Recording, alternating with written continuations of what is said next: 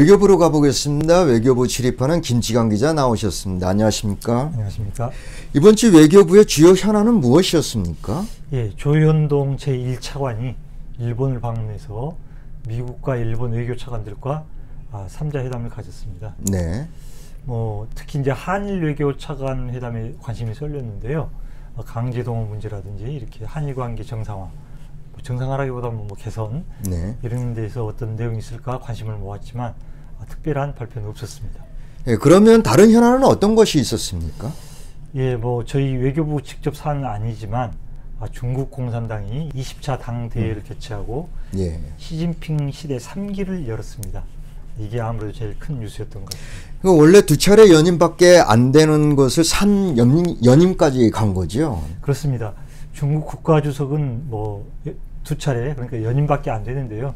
2018년에 3연임 제한 규정을 헌법에서 삭제를 했습니다. 예. 그래서 이제 이번에 20차 당대를 거쳐서 23일 날 당 중앙위원회 1차 전원회의, 일중전회라고 하는데요.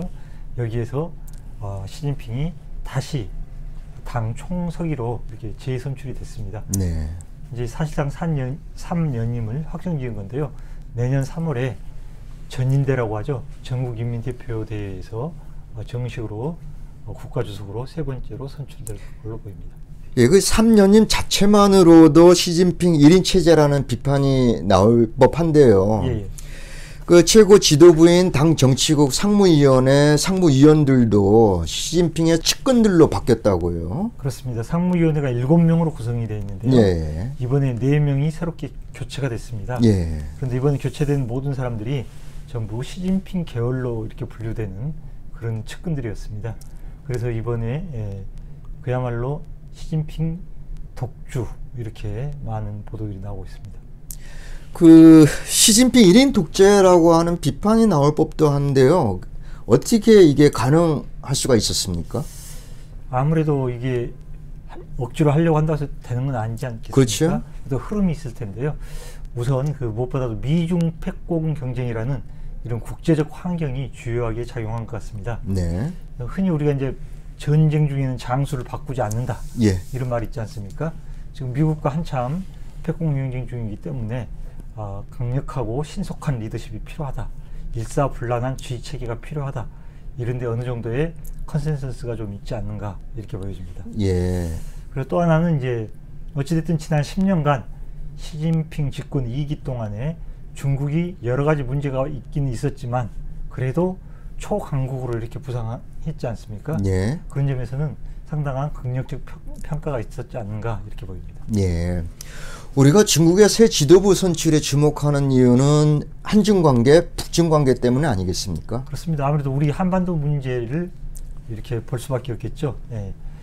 크게 봐서는 현재 이제 미중의 패권 경쟁을 둘러싼 갈등. 예. 이게 최근까지 진행되어 왔지 않습니까? 네. 시진핑이 3기까지 이렇게 가게 된다면 그런 게 더 심화되지 않을까, 이런 게 일반적인 관측입니다. 예. 그래서 이제 한반도 정책도 그에 따라서 상당히 영향을 받을 걸로 보여지는데요.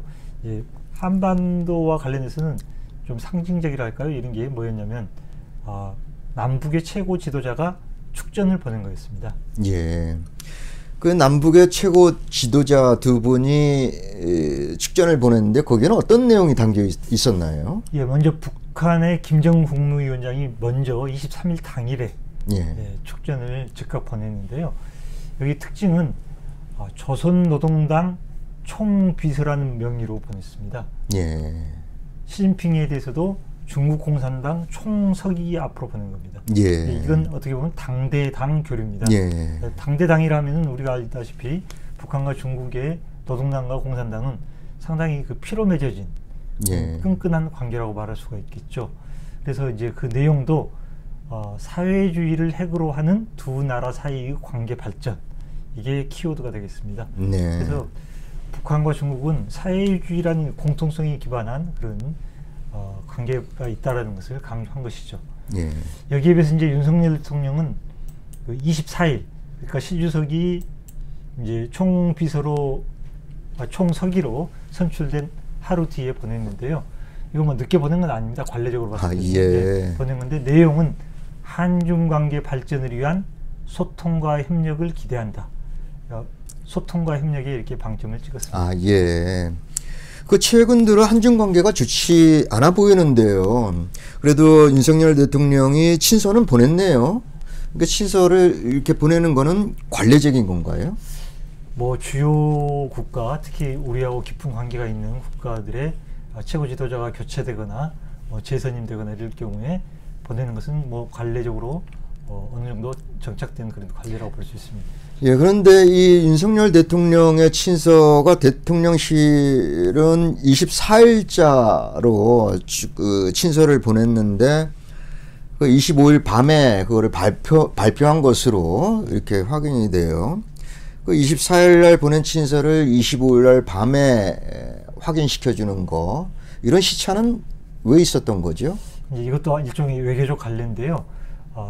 그러니까 우리가 친서를 보내면 받은 쪽에서 잘 받았다, 고맙다라는 이런 표현을 해줌으로써 확인이 되는 겁니다. 예. 우리가 먼저 보냈다 이렇게 하는 게 아니라는 거죠. 예. 뭐 그 외교부의 그런 의전을 잘 아는 한 관계자는 이렇게 표현을 했습니다. 우리가 조의금, 부의금을 보냈는데 우리가 부의금 보냈다 이렇게 하는 게 아니라 받은 쪽에서 잘 받았다, 감사하다 이렇게 답례를 하는 게 상례라는 것이죠. 야, 예, 그렇군요. 그 미중 패권 경쟁이 강화되면서 한중 관계는 어려워지고 북중 관계는 더 밀착되는 것이 아니냐, 이러한 분석은 맞다고 보십니까? 큰 틀에서는 맞는 것 같습니다. 네. 과거에는 이제 북한이 이렇게 이땅 군사 행동을 하고 상당히 강력한 이렇게 강도까지 끌어올리면은 대화가 얼마 남지 않았다. 예. 네, 대화를 위한 압박이 최고조에 도달했다. 이렇게 분석한 게 일반적이었습니다. 예. 그런데 최근엔 좀 달라지고 있는 것 같습니다. 북한이 저렇게 군사적인 행동을 가속화하고 있지만 미국과 대화를 하기 위한 것은 아니다. 더구나 남쪽에 어떤 뭐 손을 내미는 건 아니다라는 게 일반적인 분석입니다. 네. 그 북한의 이딴 군사 행동이 한미일 군사 훈련에 대한 대응이지 대화하자는 시그널은 아니다. 뭐 이렇게 분석하는 거군요. 그렇습니다. 특히 이제 우리 남측과 대화 관계에 있어서는요, 아예 좀 선을 그었습니다. 북에서 뭐라고 했냐면 김정은 국무위원장의 여동생이죠. 김여정 부부장이 네. 우리는 윤석열 그 인간 자체가 싫다. 제발 좀 서로 의식하지 말며 살았으면 하는 것이 간절한 소원이다. 이렇게 말한 수준이었습니다. 이것은 우리가 압박하니까 좀 잘해보자 이런 쪽보다는 예. 좀 서로 보지 않고 살았으면 좋겠다 이런 쪽인 것 같습니다. 네. 그 북한과 중국과의 관계 늘 좋은 것만은 아닌 것으로 알고 있는데요. 시진핑 3기를 맞아서 북중 관계는 어떻게 될 것으로 전망할 수 있겠습니까? 말씀하셨다시피 북중 관계라는 것도 우리가 곁에서 보기에는 항상 좋을 것 같지만 그렇지는 꼭 않았던 것 같습니다. 굴곡이 있고 생각보다 그렇게 중국이 뭐 북한을 많이 도와주거나 이런 것도 아닙니다. 네. 그러지만 현재 북한이 이제 국제적 제재를 받고 있고 또 코로나로 자체 봉쇄도 하고 있고 이런 어려운 상황에서 실질적으로 그래도 외부와 교역을 하는 창구는 중국이 거의 유일하다고 할 수 있습니다. 최근까지도 이렇게 그 국경이 닫혀 있었는데요. 지난 9월 26일에 북중 간 화물 열차가 운행을 재개했습니다. 하나의 상징적 조치인데요. 북중 관계가 이제 좀 시작되고 있다는 이야기겠죠. 예. 실제로 중국이 북한을 도와주거나 동등하게 대해주고 있다라고 볼 수가 있나요? 이제 하나의 사례를 들어보면 유엔 안보리에 대북 제재위원회가 있습니다. 예. 거기에서 이제 전문가 패널에서 보고서를 작성합니다. 예, 보고서를 내죠. 전번에 한번 말씀드렸는데요. 유엔 제재의 결의를 위반한 사례들을 이렇게 적시를 하는 겁니다. 예. 그 위반 사례들을 보면 주로 광물 자원을 수출하고 정유 제품을 수입하고 이렇게 하는데요. 그런 모든 과정에서 중국 지역을 활용했습니다. 예를 들어서 뭐 항구를 이용한다든지 이렇게 해야만이 이 수입과 수출이 가능하겠죠. 예. 그런 것들이 실제로 있었던 것입니다. 예. 그 북한이 유엔 안보리 제재 결의를 회피해서 외부와 교역하는데 중국이 도와줬다. 뭐 이런 그 구체적인 사례를 말씀해 주실 수도 있나요? 그렇습니다. 그 아까 말씀드린 전문가 패널의 보고서에 사례들이 적시되어 있는데요. 주로 이제 석탄 수출 같은 경우에 중국의 닝보 저우산 해역이라는 곳에다가 석탄을 실어 나르는 겁니다. 물론 파는 거죠. 네. 그런데 이제 최근의 흐름은 그 지역만이 아니라 황하 정박지, 보하이, 레닌강 이렇게 여러 군데로 지금 북한 배들이 석탄을 싣고 가는 겁니다. 그럼 이거 뭐 중국에서 뭐 암묵적인 뭐 승인을 해주지 않는다고 한다면 불가능한 일이죠. 네. 또 이제 그 전문가 패널에서 그랬죠. 중국에서 그래서 질문을 던졌죠. 왜 너희들은 결의를 안 지키고 이렇게 봐주는 거 아니냐 이렇게 질문을 했을 때 중국에서 답변을 뭐라고 했냐면 중국 당국은 안보리 결의를 위반한 어떠한 활동이나 증거도 발견하지 못했다라고 답변을 했습니다. 예. 북한을 부여해 준 거죠. 그렇죠. 예. 중국이 북한을 감싸주고 있는 것은 사실로 보이는데요. 최근 북한의 군사 행동도 중국이 감싸주고 있는 건가요? 이제 널리 알려진 것처럼 최근에 이제 북한이 탄도미사일을 계속 쏘고 있지 않습니까? 네. 심지어는 대륙간 탄도미사일 화성 17형까지도 쐈습니다. 네. 그런데 안보리에서 이제 규탄 성명이나 추가 제재 결의가 나오지를 못했습니다. 그 이유가 유엔 안보리 상임이사국인 중국과 러시아가 반대했기 때문입니다. 어찌됐든 중국이 큰 틀에서는 북한의 그런 군사 행동에 대해서 덮어주고 있는 것이라고 말할 수 있습니다. 네. 이제 이것을 두고서 이제 사람들이 분석을 할 때 뭔가 좀 북중 간에 미략이 있는 거 아니냐. 그냥 조용히 덮어준 것만이 아니라 뭔가 서로 주고받게 한 거 아닌가.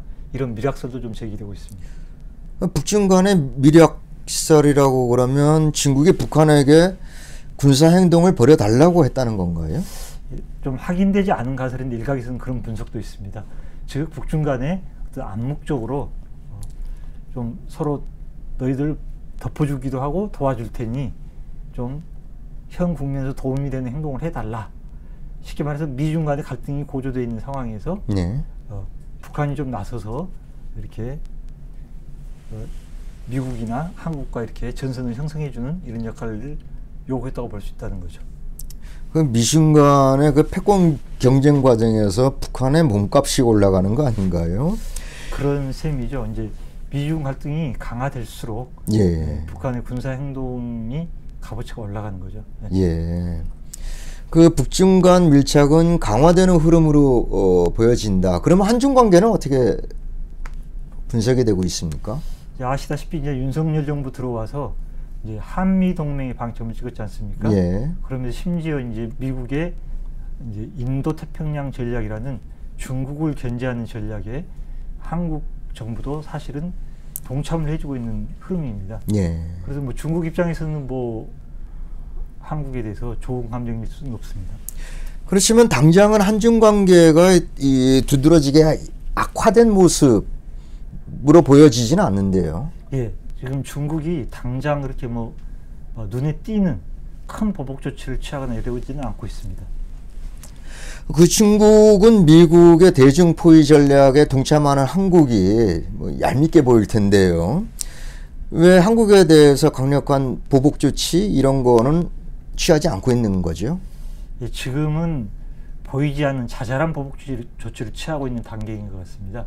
예. 그래서 지금 현재 한중 교역량이 수교일에 처음으로 적자를 내고 수입도 줄어들고 있고 이런 상황입니다. 예. 그러니까 좀 보이지 않는 자잘한 보복 조치 단계이고 왜 그러면 전면적인 보복 조치 단계까지는 이루고 있지 않는가 여기에 대해서는 다양한 해석이 있겠습니다만은 네. 중국이 아직 큰 그림으로 봤을 때 한국과 적대하는 모양보다는 달래가면서 전선을 너무 확장하지 않는 네. 이런 단계가 아닌가 이렇게 보여지고 있습니다. 그러면 언젠가는 중국의 제재가 들어올 수 있는 상황으로 봐야 되는 건가요? 이제 어떻게 관리를 하느냐가 문제인데요. 지금과 같은 게 계속 되풀이되거나 더 심화가 된다고 한다면 중국으로서도 가만히 있지 않을 것 같습니다. 예. 현 상황을 잘 관리하고 문제가 커지지 않도록 이렇게 해야 되는데 현재 이제 윤석열 정부의 외교 정책이 상당히 우려스러운 단계인 것 같습니다. 예. 오늘은 여기까지 듣겠습니다. 수고하셨습니다. 예, 수고하셨습니다. 외교부를 출입하는 김지강 기자였습니다.